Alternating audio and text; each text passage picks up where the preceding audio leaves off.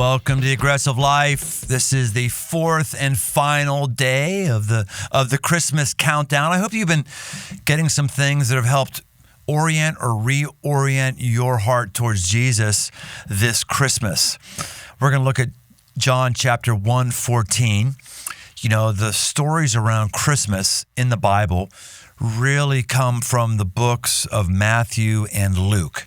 That's where we see the more detailed play-by-play and the character interaction around the miraculous virgin birth and other things that are in that area. Book of John, though, it actually has a very profound statement that is not traditionally read at Christmas, but actually is Christmas as Christmas gets. I'll read it for you. John chapter 1:14. It says this: "The Word became flesh and dwelt among us." John 1, chapter 1, it says, "In the beginning was the Word, and the Word was God, and the Word was with God." And it goes on talking about this Word. The Word is their logos, and the logos is known as this, logos in the first century Greek Empire, if you will, Roman Empire, was known as sort of the cosmic goo that held everything together. That's what the logos was. The Word, it's this spiritual stuff that just is the real stuff and holds everything together. And John is making the argument of, hey, whatever holds anything together, that's God. You may call him Logos, who's actually God, who's actually Jesus. He's holding it together. And in this verse, it says that word, that spiritual connective tissue goo that holds everything together, that word actually became flesh, actual physical flesh, and dwelt in our neighborhood. That's what Eugene Peterson put it. He is the guy who wrote the Bible, or the translation called The Message, which is really not a translation. It's more every verse Eugene Peterson gives a little devotional and a couple extra words on that specific verse. It's not a translation, but it's helpful. And instead of him saying the Word became flesh and dwelt amongst us, he says came and lived in our neighborhood. God came with us, which I love that. That's really rich. That's really meaty. Christmas says that Jesus came here. He dummy-proofed the identity of God.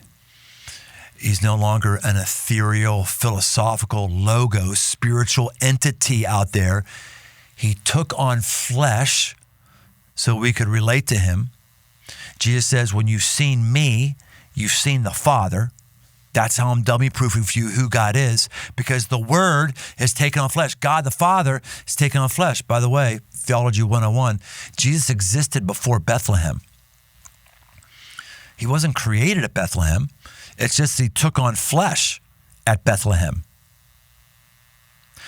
That is an astounding understanding that he is God. He wasn't rewarded with divinity because of what he did. He always possessed divinity. He's always been the one true God. And actually, as God spoke things into existence in Genesis 1, he was the actual word that was being spoken. He's participating in creation at the very, very beginning of Earth's known history or recorded history in the book of Genesis, chapter 1. That's what he does. He creates, he points us to the Father, he dummy-proofs us on who the Father is, and he comes and he dwells in our neighborhood. He hangs out. That is the unbelievable thing about Christmas. He came here to our world, and he still wants to come to your world right now.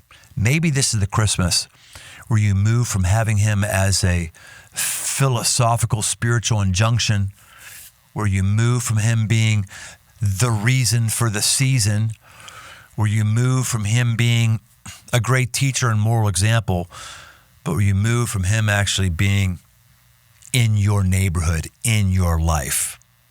Revelation chapter 3, John, the same John who's doing this, says, "Behold, I stand at the door and knock. Whoever will open the door, I will come and dine with him." There is a knock.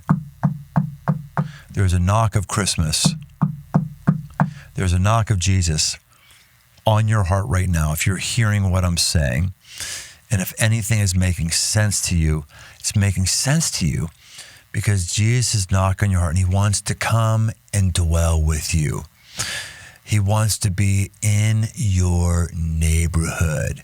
The greatest gift you can receive on Christmas is receive Jesus as the Lord of your life.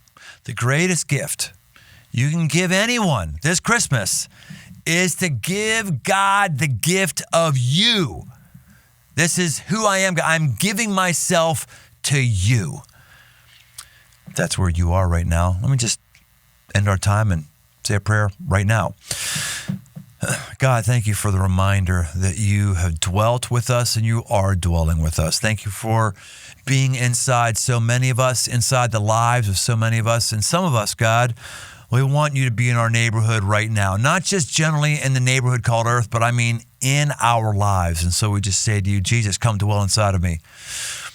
I hear you knocking. I want to have you. I want to receive you. I ask for your forgiveness, and I ask for your fullness, the fullness of your Spirit to come inside of me right now. And I will walk with you and live with you as best I can the rest of my life. Amen. Hey, things for you to think about with that is if there's been any separation between you and God, a way that you've been felt distant or rebellious, or a way that you have wrongly believed that he's abandoned you, it's time to set that straight. Just say, hey, God, I don't want to feel this way anymore. It's not the right way. Let's get back to living together. Let's get back to dwelling in the same neighborhood. And then the big other thing is this, is there a neighborhood he wants you to move to? If he came and dwelled in your neighborhood and he wants us to be like him, is there some neighborhood he wants you to dwell in? Some people group he wants you to go and bless? Some person he wants you to go spend time with? Maybe it's the opportunity to make somebody else's Christmas the way God made our life by coming and dwelling with us as flesh. Be the flesh on behalf of God in somebody else's life. You have a great Christmas, and we'll see you next year on The Aggressive Life. Thanks for joining us on this journey toward aggressive living. Find more resources, articles, past episodes, and more at briantome.com. My new book, a 60-day devotional called The 5 Marks for Man, 60 Days to a Powerful Life, along with all the other books in the 5 Marks library, are open right now on Amazon. Be sure to leave us a rating and review wherever you listen to your podcast.